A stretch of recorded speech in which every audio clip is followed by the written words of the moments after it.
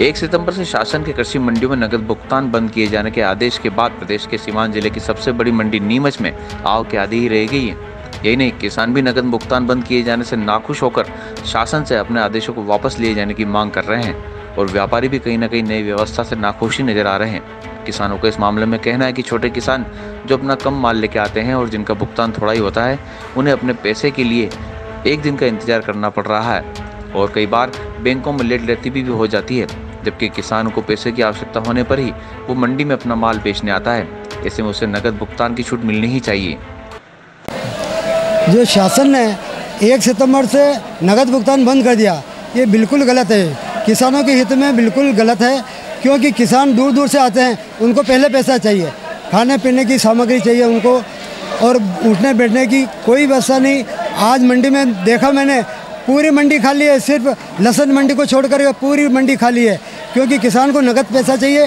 इसलिए कम से कम 50,000 रुपये नगद पैसा किसानों को मिलना अनिवार्य है। और ये जो बैंक से चालू किया रहे हैं, ये जैसे 1 लाख का लहसुन बेचा हमने, तो कम से कम हमें 20,000 की तो ज़रूरत रहती है, मतलब ये। और ऐसे अगर ऐसे चले जाएगा बैंक 3-4 दिन में, 5 दिन में, अगर जो वहाँ से पैसा देगी तो जहाँ तक को इंतज़ार करा मैं। देखो, व्यापारी का तो कहना ये है कि भारत शासन ने जो 2019-20 का बजट अभी लोकसभा में रखा है, उसमें 1 करोड़ रुपए से ज़्यादा की विड्रॉवल पर किसी भी खाते से 2% TDS प्रपोज किया है। ये 2% TDS उस खाताधारक को देना पड़ेगा जो पैसा विड्रॉ करेगा बैंक से।